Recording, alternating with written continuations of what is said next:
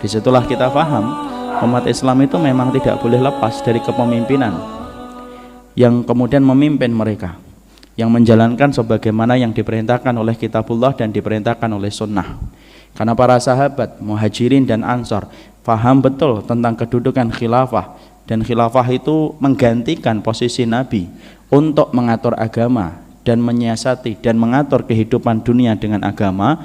Karena pentingnya masalah ini, dan mereka paham kaum muslimin tidak boleh melewati waktu kecuali mereka harus dipimpin orang yang memimpin mereka kepada kitabullah dan sunnah. Karena orang yang paling paham tentang sunnah yang ditinggalkan dan diajarkan Nabi adalah para sahabat, dan mereka tahu urusan kepemimpinan di dalam Islam itu bukan urusan kecil tetapi urusan yang sangat besar.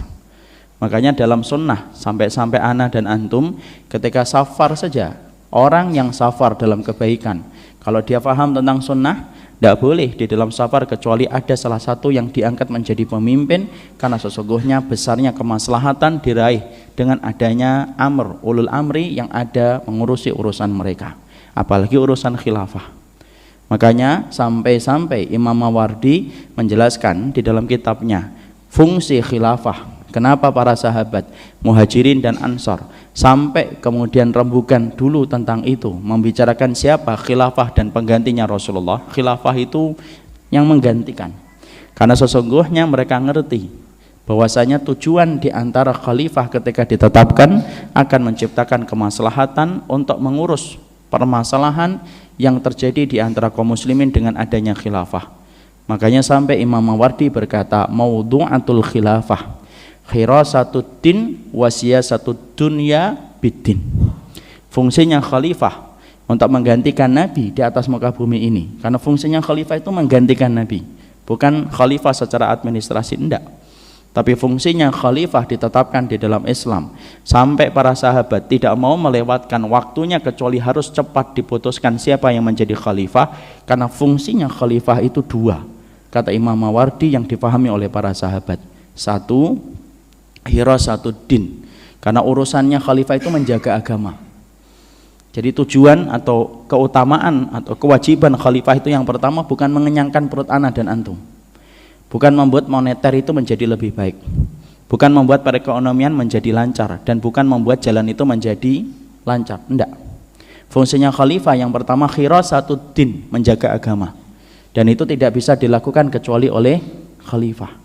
Wasiyasatudd dunya biddin, dan menjaga urusan-urusan agama yang sifatnya tidak disebutkan di dalam din secara khusus, tetapi urusan agama, urusan dunia itu diatur bagaimana sesuai dengan petunjuk yang disampaikan oleh agama dari kitabullah dan sunnah. Itulah fungsinya khalifah. Pada tahun berapa khalifah kaum muslimin yang terakhir itu menaungi kehidupan kaum muslimin, yaitu adalah khilafah Utsmaniyah 1924. Jadi sesungguhnya khilafah yang terakhir itu di mana? Di Turki.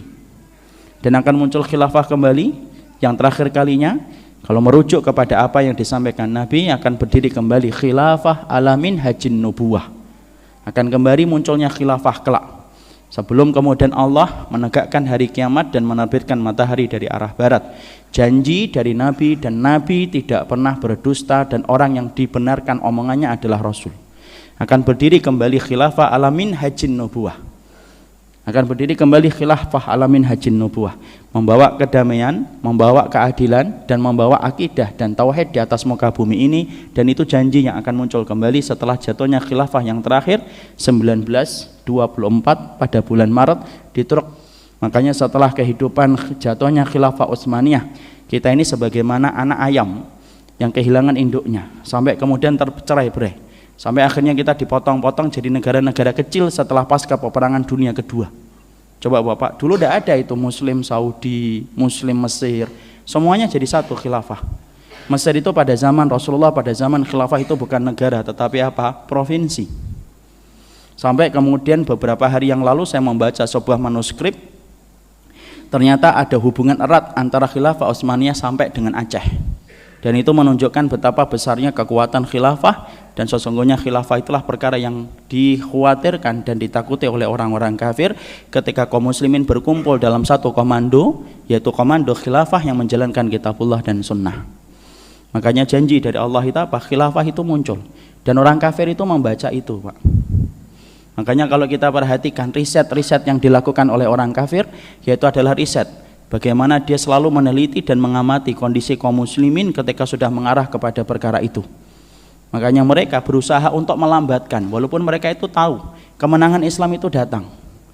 Makanya hari ini kita dapatkan permusuhan. Tidak ada agama yang paling dimusuhi di atas muka bumi kecuali Islam. Tidak ada agama yang mendapatkan permusuhan paling besar di atas muka bumi kecuali adalah Islam.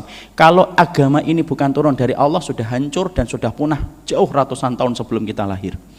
Tapi karena agama ini adalah agama yang lahir dari kekuasaan Allah Subhanahu wa taala, maka inilah yang menjadikan Allah mengabadikan Islam sampai akhir zaman. Makanya orang-orang kafir itu ngerti betul, kemenangan Islam itu pasti datang.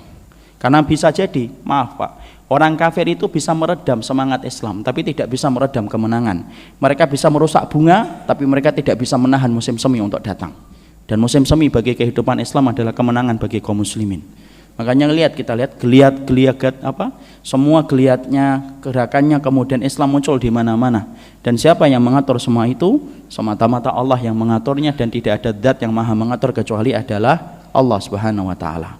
Makanya pertanyaan kita untuk saya dan kepada antum, kalau Islam nanti menang, maka itu pasti akan datang. Saya dan tidak ada saya, ada antum dan tidak ada antum.